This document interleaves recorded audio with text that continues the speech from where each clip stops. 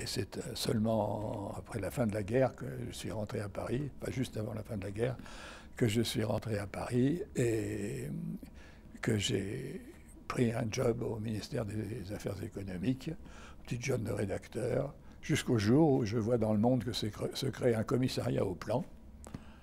Je me suis présenté, j'ai posé ma candidature. On m'a dit si on a un poste pour vous, on vous appellera. Quelques semaines après, on m'a appelé. Je suis entré comme chargé de mission. Tout le monde était chargé de mission, sauf Jean Monnet, le commissaire général au plan.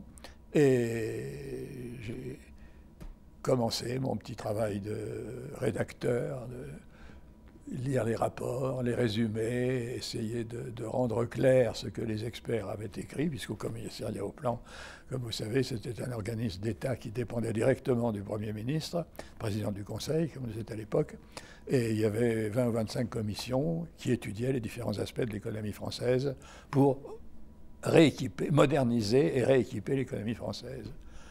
Alors, j'ai travaillé donc comme ça pendant quelques mois, puis un jour, à la fin de 1946, Jean Monnet, que j'avais à peine entrevu, parce que c'était le grand patron, et moi j'étais un modeste rédacteur, Jean Monnet me fait appeler un soir, fin 1946, en me disant à peu près ceci, mon directeur de cabinet va se présenter aux élections, c'était un nommé Félix Gaillard, qui a fait ensuite une carrière. Monnet me dit donc, Félix Gaillard va se présenter aux élections, il sera élu, j'ai besoin d'un directeur de cabinet, je vous prends. Alors j'étais un peu surpris. La seule chose intelligente, ou en tout cas intelligible, que j'ai pu proférer, c'est « Croyez-vous que je ferai l'affaire ?»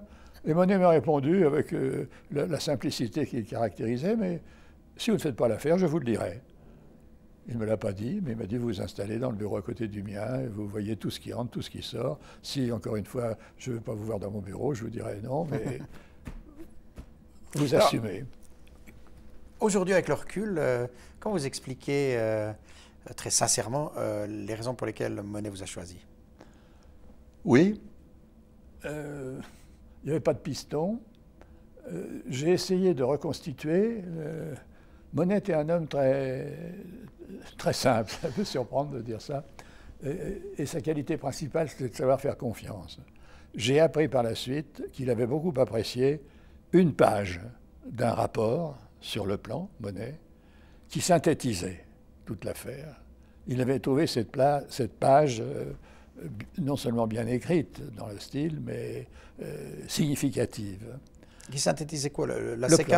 Non, c'était bien avant la CK. La CK, c'est 50. Moi, je vous parle encore de 40. Ah, vous parlez 46. Du plan, à l'époque du plan encore. Ah, d'accord. 46, puisque mon travail avec Monnet a commencé en 46. Donc, il avait lu un rapport, et notamment une page dans ce rapport qui lui est paru très compréhensible.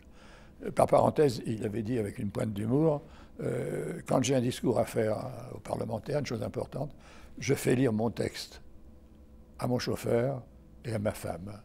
Si tous les deux ont bien compris ce que je veux dire, les parlementaires comprendront. C'est l'humour. Donc, Monnet, qui ne me connaissait pas plus que ça, il a dû me dire, mais qu'est-ce qui a rédigé ça? C'est bien écrit, ça. Je suppose que sa femme et son chauffeur avaient dû comprendre. Et alors, on lui a dit, c'est un petit rabier, un jeune rabier qui est là-haut, au deuxième étage de la rue de Martignac. Bon, il a dit, faites-le venir, et voilà. Bon, très simple, très simple. C'était pas du tout un homme de hiérarchie, etc. Il faisait confiance. Et quand il avait fait confiance, c'était du solide.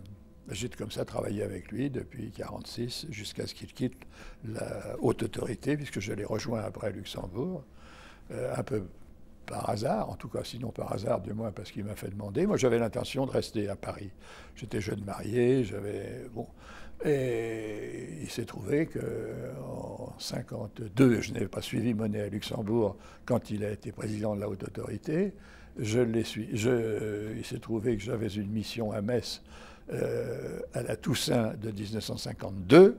Étant à Metz, ma femme m'avait accompagné pour une fois, je suis monté jusqu'à Luxembourg pour dire bonjour aux amis. J'avais beaucoup de collègues qui étaient déjà à Luxembourg. Je tombe sur Monnet qui me dit « Mais qu'est-ce que vous faites ?» Je dis « Vous savez, monsieur, je suis toujours au plan. J'ai besoin de vous. Il faut que vous restiez. Je ne peux pas rester comme ça du jour au lendemain.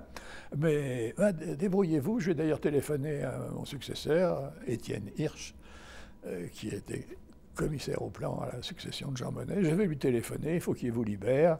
Alors tout de même, j'étais un peu flatté.